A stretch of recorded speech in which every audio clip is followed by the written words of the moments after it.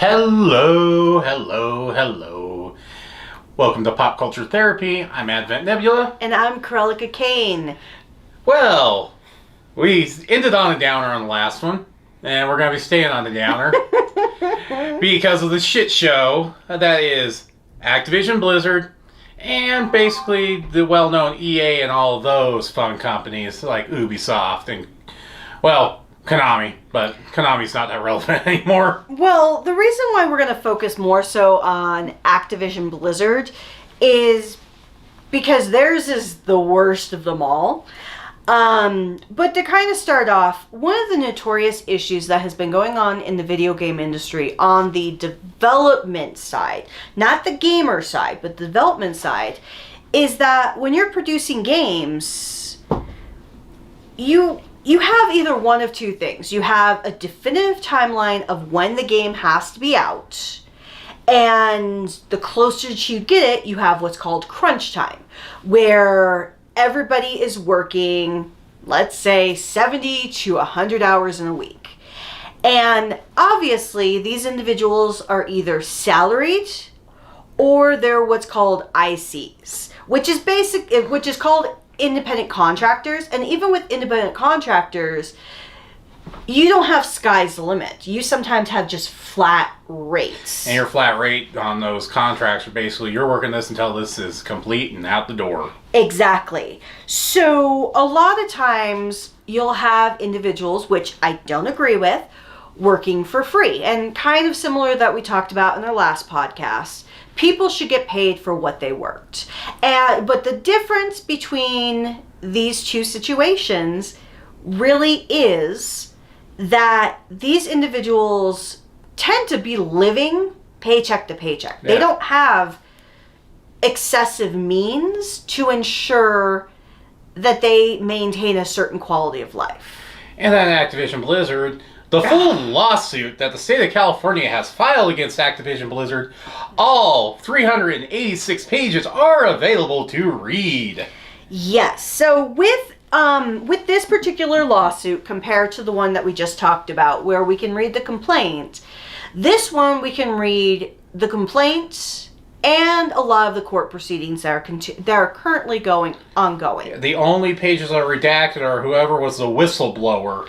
And they do that to protect that individual. So what is going on with Activision Blizzard is so much more than crunch time.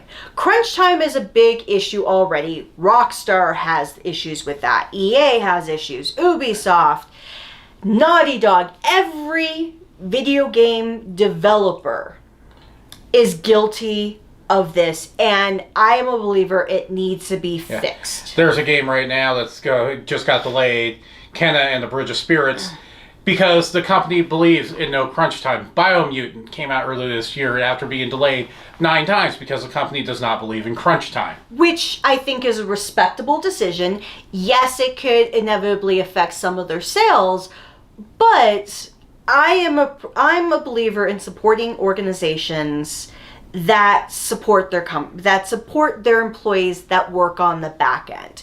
Because yes, you have the voice actors, actresses, you have everybody who is like front and center in the game, but there's so many heroes that support the games that very rarely get recognized. Yeah. And these are the individuals that are at risk for crunch time.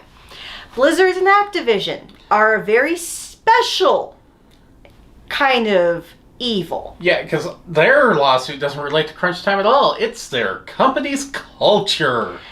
So, company culture, and I'm going to go on this from a business perspective, having worked for large, small organizations, and you can go from the retail perspective, which is also quite diverse and large. But for company culture, you're looking at how the day-to-day actions take place and how leadership motivates or hinders productivity by how they proceed. Yeah, and if you actually look in the lawsuit, the whistleblower stated that it was basically a college frat boy culture that Activision Blizzard was running. And it's disappointing because they don't mean it's a college frat boy culture because guys are just acting like guys, or they're just very cliquish. No, it's to the point of harassment. You had from the whistleblower in the lawsuit, I read a good portion of the lawsuit. Whistleblower stated that what made them come forward was when a female employee was harassed by one of her superiors on a business trip, bought some adult toys, she jumped out of a balcony and killed herself. And so what the biggest issue is harassment, sexual misconduct, sexual abuse, as well as discrimination. Yeah. So Activision and Blizzard have this hierarchical structure where everybody at the top of the food chain has unlimited power and unlimited access to do whatever they want. And then women and people of color are the dregs of society. Women are treated like things, and people of color are treated like grunts. And so it's very, very scary because the video game industry itself, both for the development side and the gamers, has always been accused of misogyny and being more male-focused than anything. And with this lawsuit, when this hit Twitter, you had the gamer bro, misogynist guys come out that were the ones that were like, oh, Gamergate is blah, blah, blah, blah, blah. This is just more added on to the Gamergate thing. It's like, and I thought Gamergate guy had died 10 years ago. And so the biggest concern is that 2,000 employees, and this is in California, mind you. This is, yes, they're worldwide, but their headquarters, where they have the largest population, is California. 80% of their workforce works out of the California office. And so they signed a petition condemning the company's actions, their response to any of the allegations as deplorable, which it is. Yeah. And so you have a lot of people that have gone to the state of California to say something. Now, this is what makes me kind of laugh. The state of California is the craziest state when it comes to employment law. Every employment law that can be pro an employee is funneled in that state.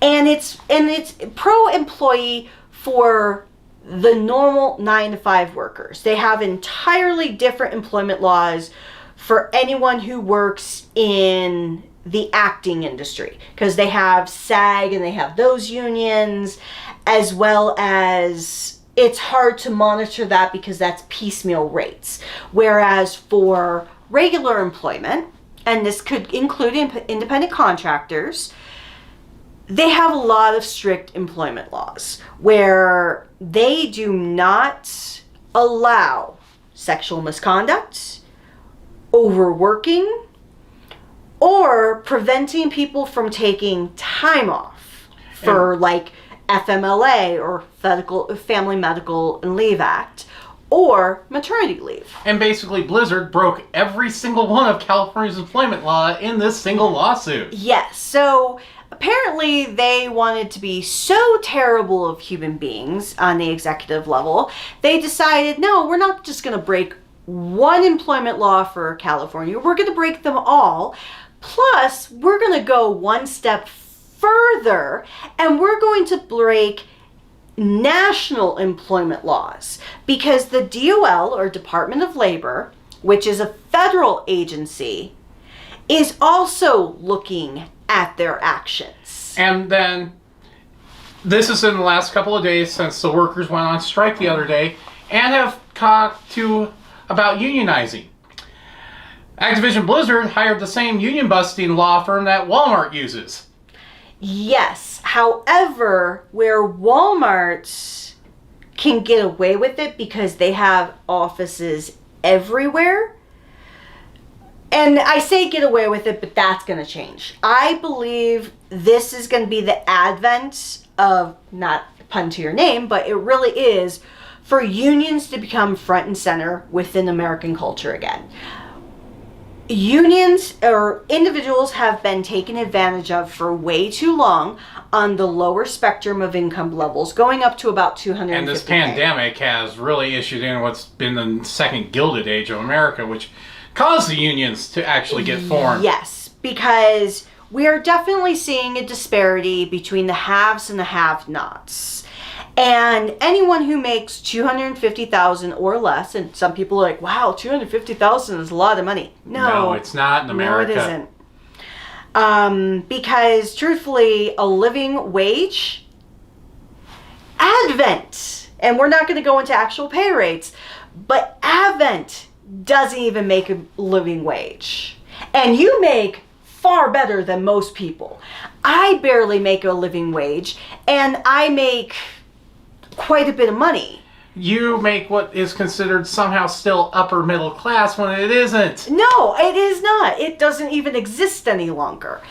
So unionization is going to come back. And how I think the video game industry is not going to win against this as easily as Walmart does, or retailers in general, is because you have a lot of companies in the United States that develop video games.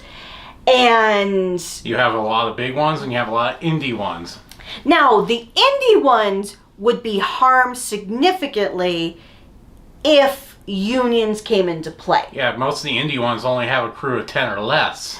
Yes, obviously there can be adjustments to that, things like that, because as you experience with your own union, there are certain things that are kind of adaptive, because they have gray areas written in just like any other contract in the known universe, because you kind of have to be able to adapt for change. However, unionization for the video game industry, I think, would be a blessing, because there's way too many companies taking advantage. EA is the biggest example with that, or Crunch Time, and then pretty much dissolving a studio once the game's out because they don't need them anymore. There's that. Then there is the situation that we have right now with Activision Blizzard. There is no reason women should be treated like trash. Absolutely. I'm going to actually quote a line from the lawsuit that was filed. Men on the executive level would get on their hands and knees, walk around the office on them, look up women's skirts, and bark like dogs. And that's deplorable. Women have a hard time getting into the video game industry as it is, because it has been predominantly male-oriented. It's the same thing when you look at engineering, when you look at so many different fields. They've been male-dominated for so long. Once a woman does come in, they can be marginalized or disregarded because they had to work harder. And it's disappointing because it leads into the female experience when playing games. I might not be as big of a gamer as you or Kaiju are, but I'm still a gamer. Yeah. I still enjoy, and I don't just enjoy the fluff games, and I know it's terrible to say it like that, but most people are like, oh, women like Mario and Animal Crossing. No, you like the culture games. I do, and yes, I like Mario and Animal Crossing, Harvest Moon. And it's not because I'm a girl, I actually just enjoy the stories. But as he said, I like games of culture, so give me anything related to Suma, when you have No More Heroes, Lollipop Chainsaw. Give me crazy, crazy games, and I will play the hell out of them. The thing is, I'm a minority when it comes to women. And this is one of the issues that I'm seeing with this particular lawsuit that I've seen come up. And Jim Sterling, they talked about this in their video. The reason I'm saying they or them for Jim Sterling is they have come out as non-binary. So that's why you'll hear a different tone. The only time that the they is not used to describe Jim Sterling is on his wrestling side because of his wrestling persona. Correct. But they made a really good point of saying a lot of people are disregarding this lawsuit because they're looking at it from the SJW perspective. And that's because social justice warriors have been given a very bad name because so many people have used that term for what they do to cause chaos. Yeah. And Twitter is a cancer. Oh, yes. And Twitter, you have all the ones that, and this is just the same kind of stuff that was being talked about when Gamergate first came out, but it is so much worse now. And yes, there are some people who take the moniker as SJW that have a very bad approach to trying to do the right thing. It's kind of a nature of it, because there was that one woman for quite a few years, I can't remember her name anymore, but she was going after like Tomb Raider and so many other games. Anita Sarkeesian. Yes, because of the presentation of women in video games. And to a degree, I related to what she was trying to say. She came off way too... She came off as preachy, and she came off as insulting even to other women who clearly enjoyed those games. And even as an employee of Electronic Arts that she is now, you don't hear about her anymore. No. So she had her 15 minutes of fame and then it went wayside. The problem is you have so many bad people in the video game industry that are making a bad name for themselves when they're not taking in the rights of their employees and they're not supporting their development. They're hindering them by putting them in positions where they have to sign a petition to get heard by the government. Or, as you said, they work so hard on a game, the studio then closes and they have nothing. Yeah. And as this is going on with Activision Blizzard, none of the founding members of Blizzard Entertainment work for Activision Blizzard anymore, and it's making me wonder if they've been trying to change the culture and just got booted out by the Activision frat bros. Which I could see that being the case, because as you merge companies, because people have had this concern when Atlas merged with Sega. Which, as we've seen, has actually been for the benefit of Atlas.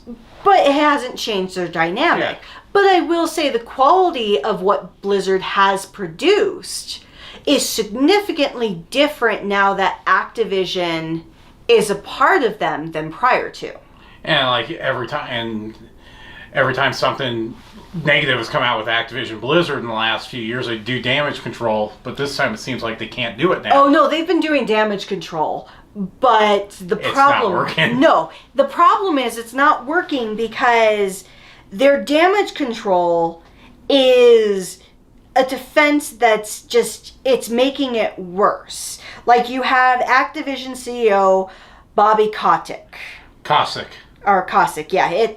It's a weird spelling. It has a T instead of an S. But he has... Basically, he's saying that I understand all the terrible things and our responses that has been terrible. We've been bad people. We need to fix it for our community of colleagues and players.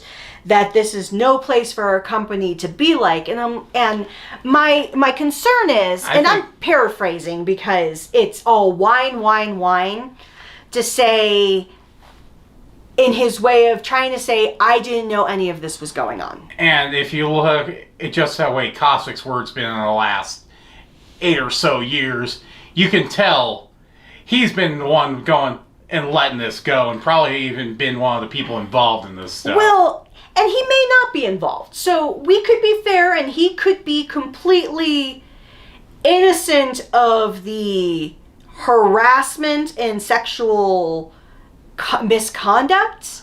But the crunch culture they have, nah, you're not innocent on that. But also, he is not innocent at all because a CEO is responsible for the reputation and presentation of an organization. Every CEO takes on their shoulders the responsibility of the conduct of everyone below that. Yeah. And you cannot tell me, being in human resources, you cannot tell me, one, that no human resources person was told what was going on, or two, that it did not go up high enough in the commands. Because yes, individuals are going to protect their jobs. Even human resources people, it's despicable, it's sad, but HR has to protect their asses just as much as anybody else. However, HR, which is I'm very ashamed of because that's my profession, the fact that they did nothing, that they let it go. And I have dealt in my career with sexual allegations, with other types of misconduct, with retaliation, with harassment. I have written presentations on all of this to train people. So it disgusts me the more I think about it, the fact that they said nothing, that the employees felt like they were being so unheard and so misrepresented that they had to go outside of the bounds of employment. And straight to the court system of California to get heard. And I'm not saying it's all the human resources' fault, because they could have done the same thing of any employees that have done it, where they have talked. And we don't know who the whistleblower is. The whistleblower could have come from the human resources department. Exactly. That's the hard part, is we don't know. And even if I did find out their identity, I would still protect them, because just like we talked about in our prior podcast, whistleblowers tend to commit career suicide, because even if they do the right thing, they're still punished for it. It's the old adage that anybody who does the right thing tends to get punished, which is why most people ignore it. It's sad, but it's true in our culture. Yeah. Americans are notorious for that. Now, some of you may be asking in this, as we're talking about this, is it morally okay for me to play an Activision game? Really up to you. That is a great question and a great point. It is your choice. Now, if you're going to be a douche, so to speak, and say, well, I don't care, they make my favorite game series in the world, so they can do whatever they want, then I have concerns about how you're looking at it, because then you're kind of punishing the victims because you want them to continue making the games you like. Now, if you are just a casual player, or you really just like the games, but you abhor what the people have done, it goes back to separating the art from the artist. You have to weigh your options, because EA and Ubisoft, they're deplorable in their ways of handling employee relations. But you have to decide, do I like their games enough that I'm still going to fight for the protection of others, but I'm going to play their games because they help me cope. And then there's people like me with EA and Madden. I haven't bought a Madden game in years because I find them generic, and the point where it's like, you're just pumping this out for the money. You don't care. Well, and that's the other thing that you have to look at. I understand Blizzard does Warcraft. I understand Blizzard does Diablo, and I think they do StarCraft as well. Overwatch is their biggest moneymaker nowadays. And all of those are big games, and they're a community effort. And Activision has Call of Duty. But on the flip side, Blizzard's been seeing a mass exodus of WoW players because of what's been going on over the last few years as they've been migrating to Final Fantasy XIV. And in truth, I agree, because I have a hard time, since I don't play any of their games, I personally have a hard time going out of my way to support them. I won't purchase any of their games, not to punish, and it's hard because you want to give credit to the people who did the hard work, but you don't want to support a company and give them more money that they admittedly are not going to be passing down to their teams. Yeah.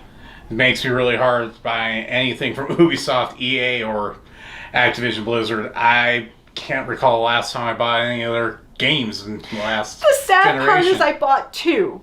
I bought Crash Bandicoot and Assassin's Creed. And Ubisoft is turning into games as a service crunch culture for the new Assassin's Creed.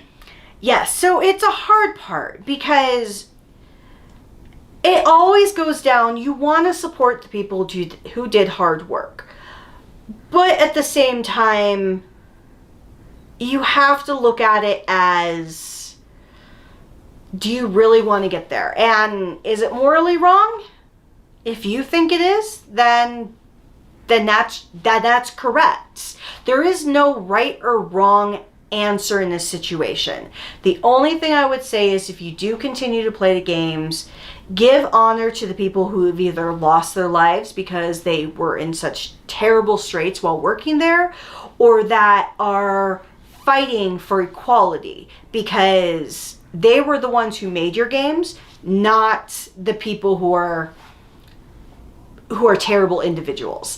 They just sat back and took the glory and did none of the work. So if you play the games, just continue to support that, support the people who are fighting for equality, and support the people who are dealing with all of this. And with this going on, when BlizzCon comes back around, tell Activision Blizzard you don't agree with them, don't go. Exactly. That's where you can put your power of voice. By not continuing to buy future games. Like if you already have games today, that's fine. But if you want to put your money where your mouth is, don't buy future games. And don't support any of their ventures like BlizzCon or any of their subscription services. Yeah, and with the new Call of Duty, when it inevitably comes out later this year, make it one of the lowest selling games of the past generation. Or even now it's the new generation. Make it end up selling less than anything the previous generation sold. So because I can promise you, money talks. Money talks, and there are so many alternatives of games you can play that are from other companies. If you really want to support video game companies, look at those indie companies that are trying to get their reputations out there. Look at those companies that are first party style. Not that Sony or Nintendo or Microsoft doesn't have their own personal demons. Every company does. But and you can look at Bethesda, they've said things have improved since Microsoft has bought them. Mm-hmm. Because the other thing, just like with our prior podcast, is this is a cruel lesson learned.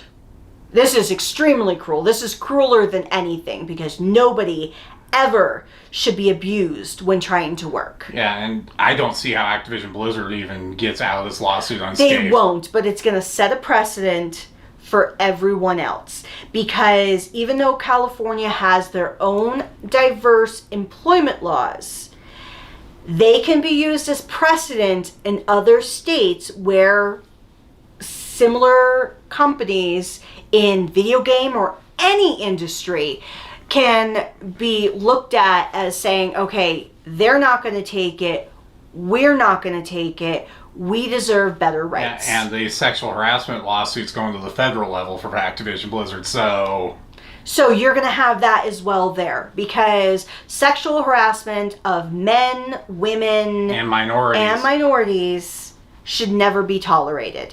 And yes, we tend to hear more about women being harassed than we do men, but it still exists there as well. Yeah, and if you actually read the lawsuit, it did not matter. They were harassing men, women, and minorities sexually. Mm-hmm. So just be strong and be kind to people, because that at the end of the day I think is the biggest moral takeaway, is we're so focused on success and money, we forget that there's somebody else who had to create, that has to work to create this.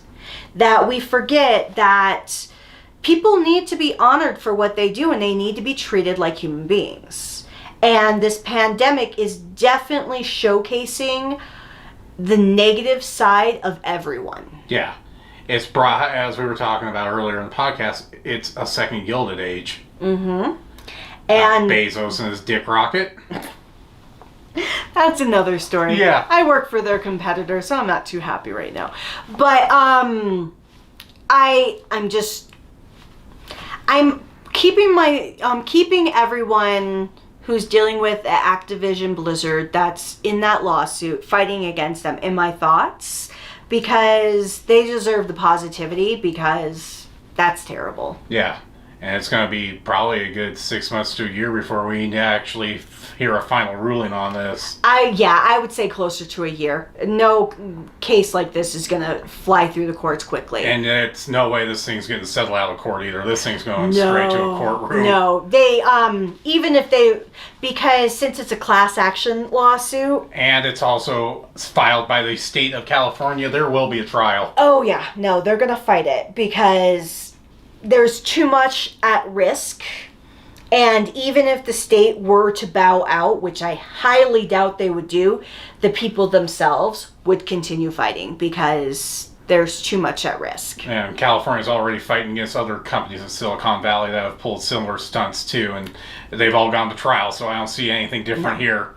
No, I don't see anything different here, and I'm curious to see what's going to change because, yes, the fans are probably going to take the brunt of it because it might increase prices or less games that you get in a year. But you have to think about weighing your options. And, if I have to pay $10 more, not necessarily that I want to, but if I have to pay a little bit more for a game because I know for a fact the people who are working are getting a better wage, I'll take it. Or in the case of this modern day, it'll just be game cut up in the DLC to pay for more. Exactly, which that happens, but sometimes you gotta take that risk to ensure people are getting done right by.